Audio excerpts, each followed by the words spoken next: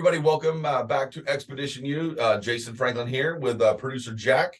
Hey, what's and up, I think everybody? we're on episode 53 now. Yes? Yes, we are. Excellent. We've got an absolutely fantastic guest with us today.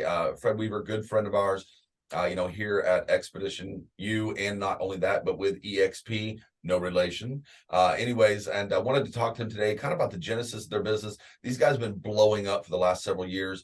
And, the parallels between what they're doing are not just for the real estate business, but I would encourage you that if you're an entrepreneur of any type or style, to make sure you're listening to this, because there's going to be some major nuggets in here that you can take into your day-to-day. Fred, how you doing today? Hey, I'm doing great. Lucky number 53. Thanks for having me on here, Jason and Jack. Appreciate it. Awesome, man. Glad to have you.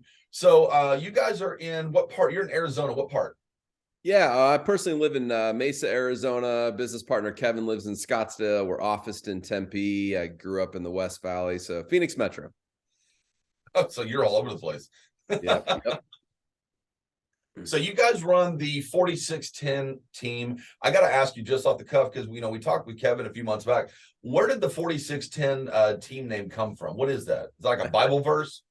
Yes and no. I mean, the short and long of it is Kevin and I partnered together in February of 2008, and within a couple of months we ran out of for sale signs, and we quickly knew we needed to make a new order, and neither one of us wanted our name on the for sale sign, because at that time we were very short sale focused. So the thought of a buyer calling our direct cell phone numbers and having to handle a buyer while we were busy doing short sale listings didn't sound good. So anyway, we had to come up with the team name, and a friend of ours had taken Stephen Covey's Habits of Highly Effective People, and he had put them to some scripture because he was a Spanish pastor.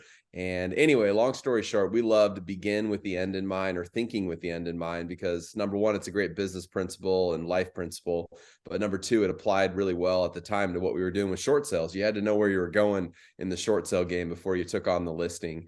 And so anyway, begin with the end in mind real estate team was a little wordy, as you might imagine. So we went Hard with to fit on the sign.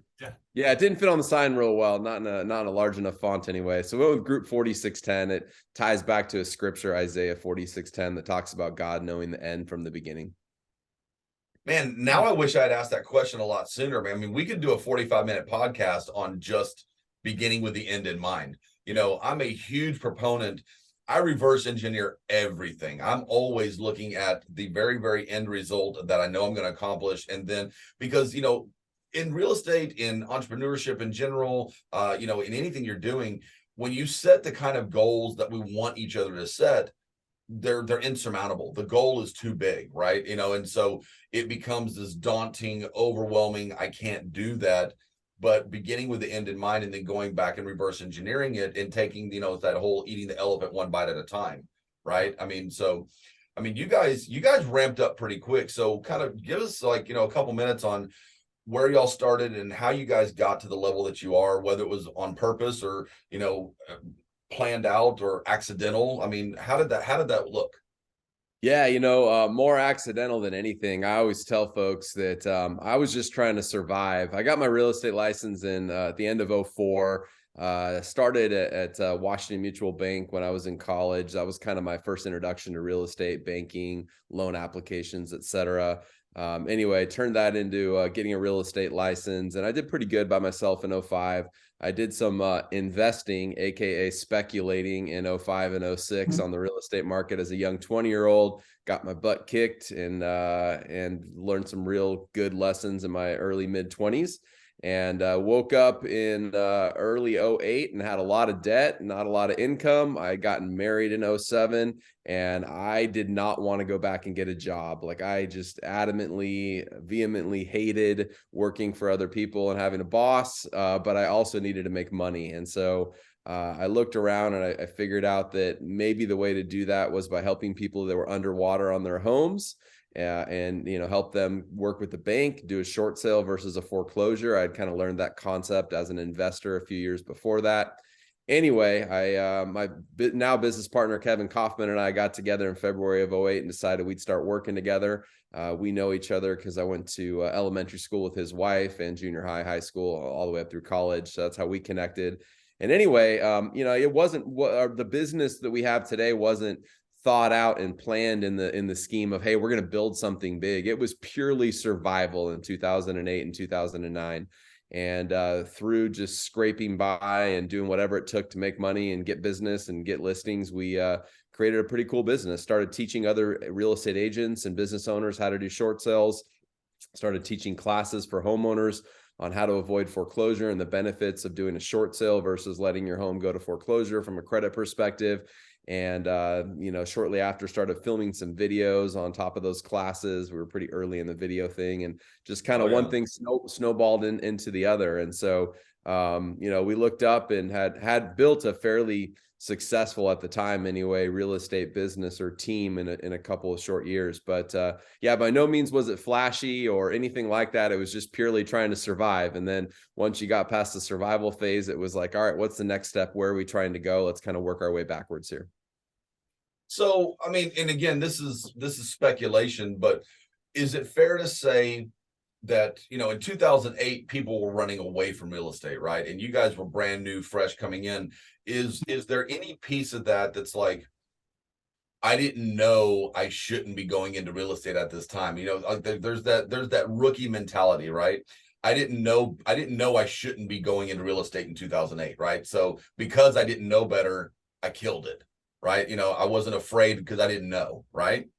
Yeah, I jokingly say Kevin, who got his real estate license in the summer of 07, was like the top student in his class because he was the only student in his real estate school class, or at least it felt that way. Because I mean, nobody was getting a real estate license in July of 07 or June of 07. So No. I'd had my license for a few years by then, end of 07, early 08, but I didn't know enough to look for other options. I knew that. All I knew was that I was going to have to do something in the entrepreneurship world. I was going to have to do something that was like going to be of my own, becomings, and not reliant on going and clocking in somewhere, because I had done that for a few years and just hated that. And so, there was a lot of kind of dumb, blind, stupid luck. Like, we're just going to figure this out. But along the way, there was a few strategic decisions. We decided that we didn't want to work for banks and sell foreclosures or REOs, real estate owned properties. Because that was just another clocking in, clocking out type relationship where you were essentially an employee of the bank being told what to do, having to kiss people's butts, etc. And short sales allowed us to be a little bit more renegade, be a little bit more in the outback of creating our own rules and figuring a way out. Because the reality was that, I don't know the exact statistics, but it's probably pretty fair to say the reality is less than 30% of short sale files ever closed. In 07, 08, 09, 2010, the banks were overwhelmed with requests. They couldn't get through them. So we decided to be the squeaky wheels that got the grease and figure out how to get attention called to our files to be the ones that we pushed across the finish line. And homeowners and real estate agents alike respected our willingness to not care what the banks thought about us, but rather to advocate for homeowners and help them out of a tough situation. And then that created some great future business as well, because we did right by people during a tough time in their life. And many of those came back to us later to buy a home and sell more homes with us in the future. That's awesome. We did our due diligence, obviously, and we saw that, you guys started in 2008. I think it was like $50 in the bank account, and I love those stories, like, not all that far back, I would get in these places with my wife and I where there's like this much money in the bank and you're trying to pay this or try to pay that. And I'm like, this sucks, but this is going to make a great story when I get where we're going. Right. Which I think Jack had brought me a quote, and this is from you, and I don't know where you got it from. Don't wish it was easier, wish you were better, then get better. And I love that so much. And where did you get that? First of all, is that from your own brain? Somebody give that to you? And how do you live and work by that?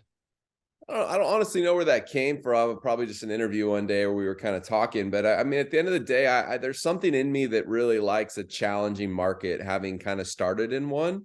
And the market that we're in here in early 2023 for many real estate professionals and even just business owners in general is a very different, more challenging market maybe than we faced a year or two ago. And so I don't know, there's something in me that likes the challenge of knowing other people are quitting and leaving, and not that everything's rosy and everything goes up in value and all that. I mean, granted, of course, over time things go up in value if you stay with stuff long enough and things are good. But I don't know, there's just something in me that likes that resistance, I guess, like coming up against resistance and trying to find ways around things, trying to be solutions based, and trying to figure out how to improve myself to get better results. Well, it's kind of one of those, and this yours is much more eloquent, but for me, it's kind of one of those moments where it's like, hold my beer, I'll be right back. I mean, like, I'm gonna go kill this market. Everyone else is running away. They're running away from the fire. I'm running into the fire. And that's this market. When we have a ton of new agents on our team. And those are my favorite agents. I'm passionate. I tell people all the time, my favorite agent is young, broke, and hungry. Mhm. Because they're totally coachable. The authenticity is absolutely real, and they don't know what they don't know, right? I mean, and so they're much like when you came into the market, or when Fred came in, or when Kevin came in the market, and they're like, tell me what I need to do, point me in the right direction, light the fire, and I'm going to go make money. And I appreciate that authenticity.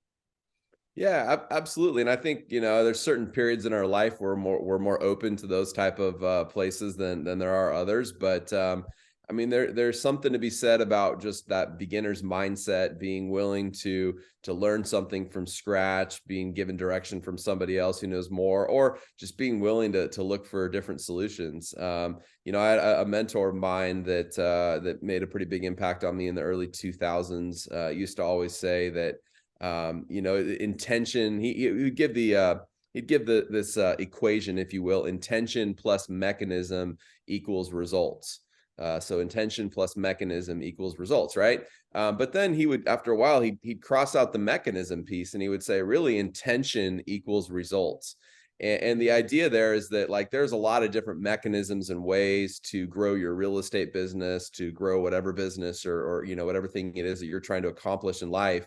But there's probably more than one mechanism, or more than one way to get there. Really, what it is, it comes down to our intentionality. Like, how willing are you to run into the fire, so to speak, as you said, Jason, and figure it out along the way, find a solution. And that's always stuck with me. Just this idea of, like, my deepest intention or deepest commitment is going to be the result that I get, not necessarily the mechanism of how I got there, but it really comes back to that deepest intention and deepest commitment that I have. Well, I mean, obviously, this is a very biased statement, but you used like my love word. You were speaking my love language. I love the word intentionality, because so many things today are haphazard. And we do a lot of these interviews, and a lot of people are like, well, I did some stuff, and I talked to some people, and it worked. And I'm like, okay, but you can't recreate that, right? You talk about the mechanism. A mechanism is something, again, intentionality. And I can take that from real estate. I can take it to investments. I can take it to my marriage. I can take it to any facet of my life, because the mechanism is something that was intentional. I sat down, I looked at it, I saw a problem. It's almost like the scientific method, right? Yep. Yep. And so that is something that I can do myself. I can do it again. But more importantly for me is I can share that. I can't share an accident. I can't share luck, but I can share intentionally driven results with friends, family, my children, and the people around me. And that's my thing, is I love growing people, and I Yeah, I love love feeding into people. Yeah, I love that. I mean, Jason, you and I are in a business, real estate, right? Where, I mean, there's hundreds, if not thousands, of different ways to go out and get business and consider yourself a great real estate agent, right? Accomplished agent, icon agent, whatever language we want to put around that. But the ways, the mechanisms that people go out and create those results are all very different. And so some of it is just figuring out what works for you, what works with your personality style. But a lot of it is just that, like, is this truly your deepest commitment? Is this really your intention, right? And I learned, I guess, whatever that was, 20 some years ago, that we all have a lot of intentions and commitments. Some of them compete with each other, some of them interfere with one another. And that's why I try to use the language like deepest intention and deepest commitment, because at the end of the day, that's usually the one that's gonna win out, right? So if your deepest commitment is on looking good, then you may not be a great real estate agent, because along the way you're gonna have to look really bad, screw up a lot, not know what you're saying, fumble over yourself, get hung up on, etc. Right? But if your deepest commitment is like, I'm gonna go get a listing appointment, then along the way you might be okay screwing up, getting a door slammed in your face, having a few people hang up on you, swear at you, whatever else, right? So just being Yeah. really clear on what that deepest commitment and intentionality truly is. So I'll share a quick story and then I want to ask for your feedback. There was 3 different times early in my real estate career. I mean, I'm very, very fortunate to have had a lot of sales experience. I came into the real estate game late. I tell people all the time that real estate was my midlife crisis. I turned 40 and I sold my house and I sold my business that I owned and I went into real estate. So I didn't buy a Maserati. I went into real estate. That was my midlife crisis, but 3 different times in the first 3 years, while I was building our business, and my wife would come to me, she's like, Jason, we need money. You need to go sell something. And literally that day, I went out, I scoured the internet, I found one of my investors, I found a house, and I put it under contract. And so I took like 5 seconds of, yeah, I did that. My wife said, go sell something, and I sold it. But then immediately I had this, why weren't you doing that already? Right. And that deep level commitment. And it is this immediate, like, you're phoning it in. Yeah, you're doing good. Yeah, you're making money. But when your wife came to you and said, hey, I need this, you went out and found something that you should have already have found without her coming to you with this need, right? So when you talk about that deepest level commitment, how do you keep that fire stoked, right? 7 A to 7 P, 7 days a week, 7, 10, 20, 30 years into doing this. How do you stay motivated at a top level? Yeah, I mean, to be honest with you, that's a challenge. I mean, the more success that I've created in businesses and real estate, the more challenging it becomes to wake up and want to go to work or go get something done, or to have that same fire. And so I'll be the first to say I don't know. I think I'm still figuring that out for myself. I've always been a person that works hard, so I'm not going to like sleep until noon and stay up Yeah. till midnight every night watching Netflix or something like that. There's a certain part of me that wants to create something and be active in doing something. But in business, the more success that I have created, I have found a safer, more comfortable place for myself, where I have to ask myself, like, why am I getting up every single day to do this? What's this about? What's next? And the more that it's about myself, the probably the less motivated I am, because I am better off today than I have been before. But the more that I can make it about other people and the impact that I can offer them, the more excited, the more connected, the more intentional I think I can become. So that's a little bit of where I'm leaning today. I don't say that from a standpoint of like mastery, of like I've got this all figured out. But when I do lead and focus through, like, hey, what does so and so need today? How can I show up in their life to make their world better? I find myself more productive, more passionate, more on fire. When it's a little bit more of what do I need for me and my family, it's a little bit less of that fire, just because my financial needs and things of that nature are lesser today than they were. I love that. One of my things that I found early on, motivation wise, is, and I'm exactly like you. If it's just about me, I can let it go, right? But as soon as it's about my wife, or it's about my kids, or if it's about people on my team.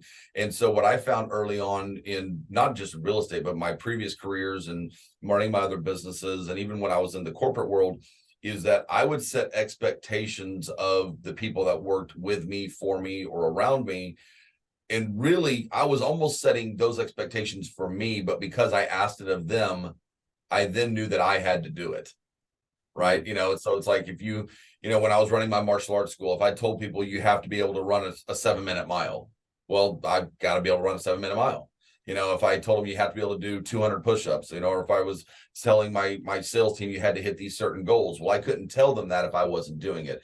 And so I was setting an expectation level of myself, but it's kind of like I was dragging everybody else with me, kicking and screaming, because that's what I needed in order to push myself. Because if it was just left up to me, you're right. I mean, I would stay up too late. I would get up too late. I would, because to me, I'm not important enough to me, but the people around me are so important that I will do it for them, you know. Absolutely. That's And big. yeah, one other thing that you kind of struck there for me, Jason, I love what you just said, but one other thing that you struck there for me is, the circles that I hang around, the people that I hang around also have a lot to do with how fired up I am, how motivated, how intentional I am about certain things. So when I find myself maybe, coming back from a vacation or a long winter break or whatever, like there's a little funk that we all probably work through, that I personally find myself working through. But when I get around other movers and shakers and people that are trying to create and do things and make a difference for others and make more money and build bigger businesses and, create bigger lives for themselves, like I instantly tend to rise to the level of those people. So, it's one of the more common, probably motivational things we hear in our world today, just around, you are sort of the sum of the five people you hang around. But gosh, man, the older I get, the more I find that to be really true. I either sort of sink down to the level of the five or so people that I'm closest to, or I rise up to the five or so people that I'm closest to. So just continuing to be around people that are pushing me, and then maybe not even pushing me, but they themselves are pushing themselves and creating new and bigger experiences and results in their lives and in their businesses. It then causes me to sort of want to raise my game, whether I'm doing it intentionally or just sort of through osmosis of seeing what other folks around me are doing. Well, then and that carries that methodology carries through professional sports. It carries through like gym buddies. When if you're going to go max out and you're maxing out by yourself or you're maxing out with a partner, right? You're going to lift more because you have Oh that yeah. safety net. You have that person that's spotting the bar. You're willing to take more risks because you've got somebody in the trench with you. It's that foxhole mentality, Oh right? no, I'd say it's borderline spite. You want to do better than whoever you're in the trenches with. Yeah. But in that same mentality though is that I will always do better with a group than I will individually. And it's because, the rising tide lifts all boats. You can take any number of different statements that we have for that, but that same mob mentality that goes negative can also go very positive if you've got the right mob, right? I mean, if you've got the right people around you and you're pushing forward with so much combination of angst and desire and motivation, and you can get caught up in the same positive mentality in those days when I'm not feeling it, but I've surrounded myself with the right people. It still feeds into me on the days that I didn't want to get out and I didn't want to make the calls or I didn't want to perform. When I show back up, then they feed into me and I go, okay, all right, that's fine, get over it, it's time to get to work. Yeah. Yeah. And if you're a real estate professional out there, I mean, especially right now heading into 2023, like the aha moment I hope you have is like, hey, if I'm feeling stuck in my business or not super confident about the results I'm going to create this year, I need to go hang around, be a part of communities, teams, whatever you want to call it, brokerages of people that are doing stuff, because I'm either going to be sort of exposed and quit real estate because I'm going to figure out really quickly I don't want to do what those folks are doing that are doing the results, or I'm going to rise up, which is more naturally what will happen. I'm just going to want to rise up and my game's going to get better. My results are going to get stronger because I'm hanging around people that are doing it. And so it's a funny thing, right? Like a lot of times people say, why would you want to join a real estate team, right?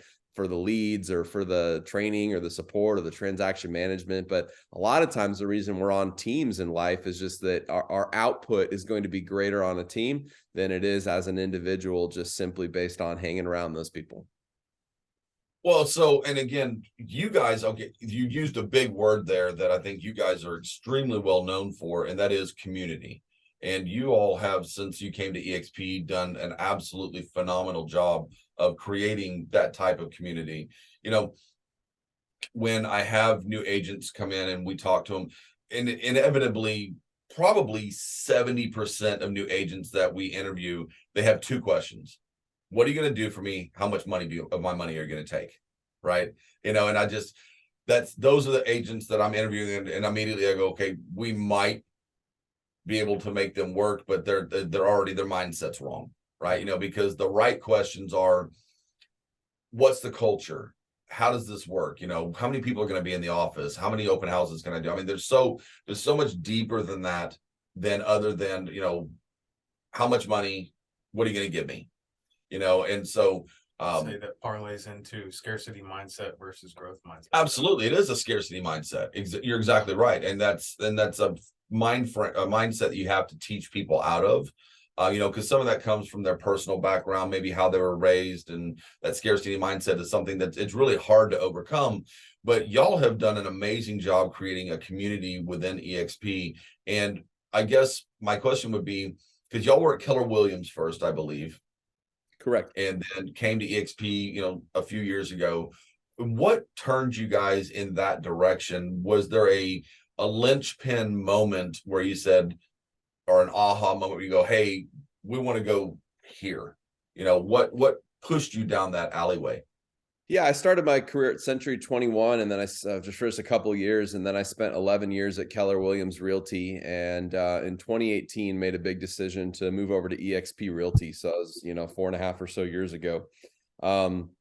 Simply put, I fell out of love with Keller Williams, but to go deeper, in falling out of love with Keller Williams, I looked up and I said, what else is out there? And so I went around, and Kevin and I spent 6 months. We flew around the country, flew to New Jersey, met with people in Nevada, et cetera, that run large brokerages, just to see what was out there, what was available, what would be a good fit for us. And EXP was the very last place I thought I would go. I said, I will never go to EXP. My friend Curtis encouraged me to go to EXP in December of 2017. I literally said to him, hell no, in the upstairs part of my office. And so after exploring a bunch of other places, I just didn't feel like there was anywhere for us to go, or didn't find the perfect fit. So we thought we were going to move forward on opening our own brokerage. And we started down that path, only to discover we weren't very passionate about that. We were making that decision as a default, not as like a purposeful choice. And the default decision had no energy around it. Therefore, like, we were staring at each other going, why are we doing this? And so eventually sat down with my buddy Curtis Johnson. I said, all right, you've been at EXP now for 4 or 5 months. Like, be honest, tell me about it. I still don't think I want to go, but what's it like? What do I not know?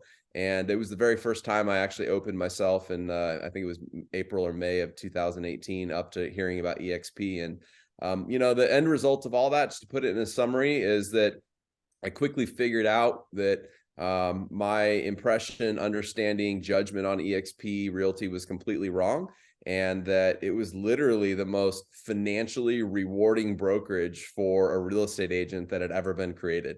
That not only did it offer support and value and had a great track record of growth and success at that time, and it was really starting to take off, but there was no other place I could run my business and be more financially compensated and rewarded through selling homes, recruiting, et cetera.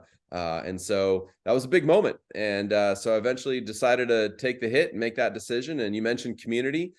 We decided early on that we were just going to build community. That's really what recruiting is all about. It's about just adding value to people's lives. And so from that, we created a really cool community that's grown into almost a couple thousand people around the US that we add value to their lives. And some of them continue to come on board and love EXP, and new ones are constantly joining every day. Man, that's awesome. And when I was much like yourself, I was at Remax, and then I was at Coldwell, and my wife and I had put together these grandiose plans, and we're going to blow this up. We're going to build this team. And, I went to Coldwell, my office, and was like, hey, I want to go do this. And they literally were like, yeah, no, you can't do that. I was like, they're like, you don't need to do that. And it got really borderline insulting, because they're like, oh, it's too expensive. You shouldn't open your own office, and you shouldn't grow that big. Just keep doing what you're doing. And I was like, okay, I'm obviously in the wrong place. Yeah. And I had looked, and we have those damn it moments in life, because I had looked at EXP probably 2.5, 3 years before I moved, before the Franklin, Jimmy and Andrew were here, before everybody. And so when that whole thing took place, I was like, okay, I knew that I'm a kind of a techie. I like new and interesting, kind of Wild West ideas, right? And EXP was so far off the beaten path, and even still is today. Even though there's a lot of people that are emulating what they do, and they've got different versions of what they do, they're so far high and left of what the normal brokerage model is. And so when I decided to go to EXP, I literally went and researched every team, every agent in town, was like, I want the baddest dude in the room. And so as much of a scream from the rooftops as Jimmy is, They didn't recruit me. They didn't come to me. I went to them and was like, hey, all right, no BS. I'm not a recruiter. I'm not going to go find people, but I like the model. Tell me what it is. And I sat down with him and Andrew one day, and and my wife is the bean counter. Our relationship is I just sell stuff, right? I'm out there on the streets every day. I mean, she probably has an account somewhere in the Cayman Islands that I don't know about because I haven't paid a bill in like 14 years. And she, on the way home, she was running some numbers and she goes, Jason, literally, if you took your production from last year and you went to EXP and you just did exactly what you did last year, she goes, you would have made, I think it was like somewhere between $20,000 and $30,000 more for the exact same work, the exact same position, the exact same methodology, just more cash in your pocket. And then obviously this isn't an EXP commercial. It's just, I'm passionate about what I do, and I'm not a scream from the rooftops kind of guy, but when somebody does a good job or something is valuable, I do feel not necessarily the need, but the obligation to share it, because our industry is tough. And there's so many people out there that are having such a tough time, and they don't know what they don't know, and it's like, hey, I got my license and I went to KW, or hey, I went to Century 21 or whatever. And so they just don't know, and so I am passionate about sharing that, and especially with new and young agents that are coming in and getting them off on the right foot and keeping fees low and keeping their opportunities high. And you want to move from here, you want to move from Houston to Scottsdale, you want to move from Scottsdale to Riverside. I mean, you just pick it up and take it with you. There, with the minus, I mean, we have a brick and mortar office ourselves, but the ability to, do everything virtually these days is absolutely phenomenal. Yeah, for sure. I mean, you asked why'd you join type thing. I mean, I joined because I thought it was the most financially rewarding real estate brokerage on the planet, and I was right. I mean, it's set me up in a big way. But I stay and I continue to love the brokerage because it's the most collaborative brokerage on the planet. The revenue share model and some other models that we have that exist at EXP create relationships, like this, Jason, that you and I have, and the ones we have with the Franklins and et cetera, that I just, they're unmatchable. I don't think that relationships and collaboration exists at this high of a level at many brokerages outside of EXP Realty. So it's a cool thing. It's a great community, as you mentioned, and it's really just all about helping each other sell more real estate, make more money, and ultimately build our net worth so we can wake up one day and not have to sell real estate if that's what we want to do, or continue to sell it till you die, whatever you choose. But it's really about getting ahead. So it's a really cool opportunity.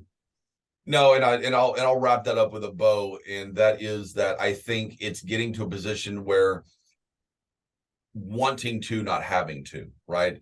I mean, I'm passionate about what I do. I love real estate. And the only, the average age, we've got 14 agents on our team, and the average age in our office is about 27 now.